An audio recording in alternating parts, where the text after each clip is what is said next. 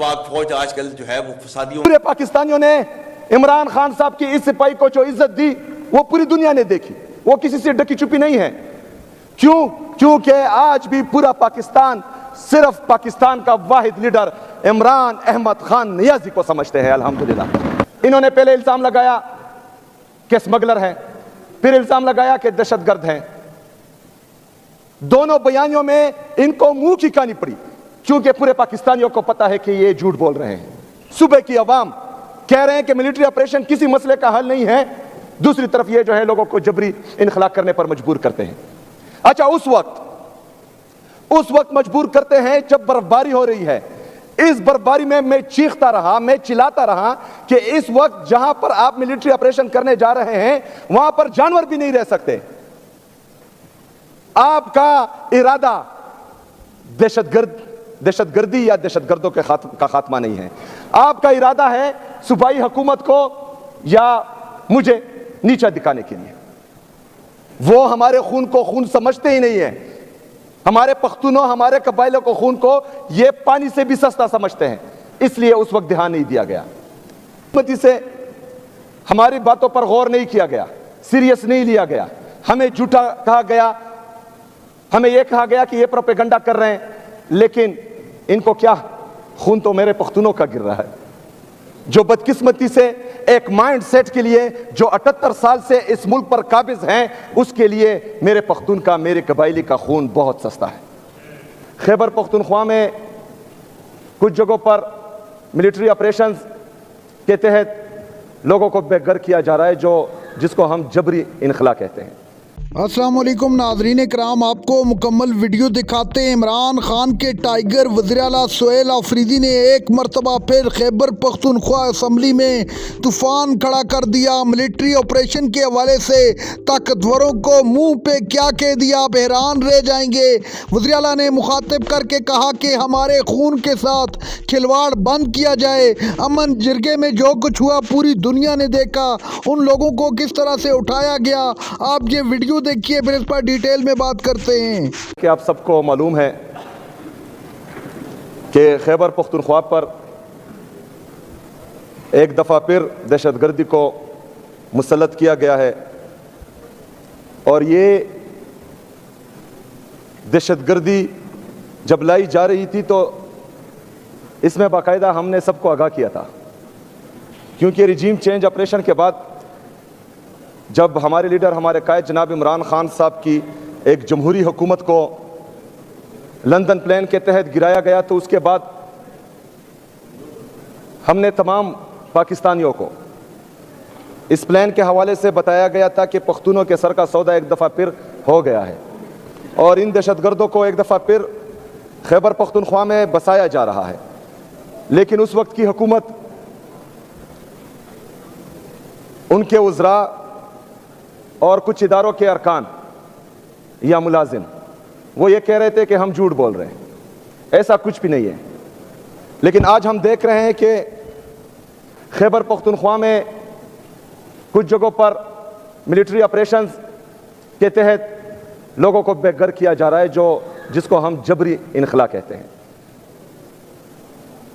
تو اگر اس وقت جب ہم بول رہے تھے کہ یہ لوگ پہاڑوں پر ہے، اگر اس وقت یہ اقدامات ہوتے تو وہ نیچے نہیں آتے، جب نیچے تک آ گئے اور تب بھی ہم امن پاسون کے ذریعے ان کو بتا رہے تھے کہ یہ پہاڑوں سے نیچے آ چکے ہیں، اگر اس وقت بھی اقدامات لیے جاتے تو یہ ہمارے بازاروں تک نہیں پہنچتے۔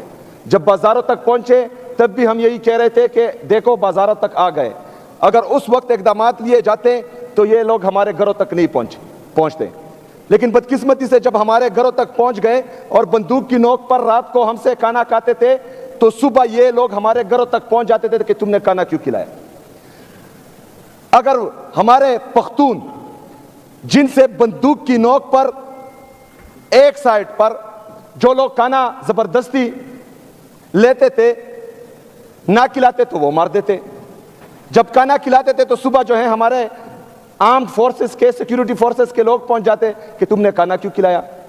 نہیں کھلاتے تو وہ مارتے ہیں، کھلاتے ہیں تو یہ مارتے ہیں، ہم جائیں کہاں۔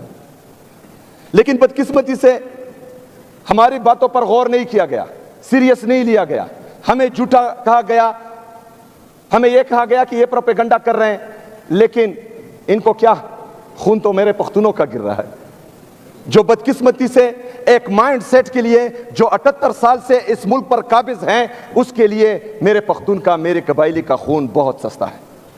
वो हमारे खून को खून समझते ही नहीं है। हमारे पख्तूनों, हमारे कबाइलों को खून को ये पानी से भी सस्ता समझते हैं, इसलिए उस वक्त ध्यान नहीं दिया गया। जब 14,000 इंटेलिजेंस बेस्ड ऑपरेशन के बाद, 22 बड़े मिलिट्री ऑपरेशन के बाद यहां पर अमन नहीं आ रहा, तो यह कसूर हमारा नहीं है, यह कसूर सूबाई हुकूमत का नहीं है, यह कसूर सियासी और मजहबी जमातों का नहीं है, यह कसूर पख्तूनों का नहीं है, यह कसूर है बंद कमरों के फैसलों का, जो हमेशा से इस मुल्क पर मुसल्लत होते आ रहे हैं। यहां पर इस छत तले स्पीकर साहब आपकी सरबराही में तमाम सियासी और मजहबी जमातें खैबर पख्तूनख्वा की, हर मकतबा फिक्र के लोग यहां पर बैठे थे। उन्होंने 15 नुकाती एजेंडा फाइनल किया, जिसमें एक नुक्ता यह था कि मिलिट्री ऑपरेशन किसी भी मसले का हल नहीं है। उस पर तमाम सियासी और मजहबी जमातों, तमाम हर मकतबा फिक्र के लोगों के साइन मौजूद हैं। उन्होंने कहा कि मिलिट्री ऑपरेशंस किसी मसले का हल नहीं है। इन्होंने जबरी जो है मेरे तिरा, मेरे आबाई गांव से लोगों का इनखला, जबरी इनखला किया। मतलब हम एक तरफ तमाम सूबे की अवाम कह रहे हैं कि मिलिट्री ऑपरेशन किसी मसले का हल नहीं है, दूसरी तरफ ये जो है लोगों को जबरी इनखला करने पर मजबूर करते हैं। अच्छा, उस वक्त मजबूर करते हैं जब बर्फबारी हो रही है। इस बर्फबारी में मैं चीखता रहा, मैं चिल्लाता रहा कि इस वक्त जहां पर आप मिलिट्री ऑपरेशन करने जा रहे हैं, वहां पर जानवर भी नहीं रह सकते। आपका इरादा दहशतगर्दी या दहशतगर्दों का खात्मा नहीं है। आपका इरादा है सूबाई हुकूमत को या मुझे नीचा दिखाने के लिए। लेकिन एक प्लान ये बनाते हैं और एक प्लान मेरे रब का है, और बेहतरीन प्लान जो है वो मेरे रब का होता है। जनाब स्पीकर, इन्होंने पहले इल्जाम लगाया कि स्मगलर हैं, फिर इल्जाम लगाया कि दहशतगर्द हैं। दोनों बयानियों में इनको मुंह की कहानी पड़ी, क्योंकि पूरे पाकिस्तानियों को पता है कि ये झूठ बोल रहे हैं। नाज़रीन कराम, आपने वीडियो देखी। वज़ीर आला खैबर पख्तूनख्वा सुहेल आफरीदी का इंतहाई फ़िक्र अंगेज़ खिताब। सुहेल आफरीदी ने कहा कि हमने तमाम तर कोशिशें की कि मुल्क के अंदर किसी किस्म का कोई इबहाम बाकी न रहे, मुल्क की मईशत को संभाला जा सके। अमन जिरगे के ज़रिए हम लोगों ने कोशिश की कि किसी मसले का हल मिलिट्री ऑपरेशन नहीं है, लेकिन हमारी बातों को मजाक समझा गया। आज पूरा सूबा दहशतगर्दी की लपेट में है। अभी भी वक्त है खुदा के लिए मिलकर बैठें और कबाइली भी हमारे साथ बैठेंगे।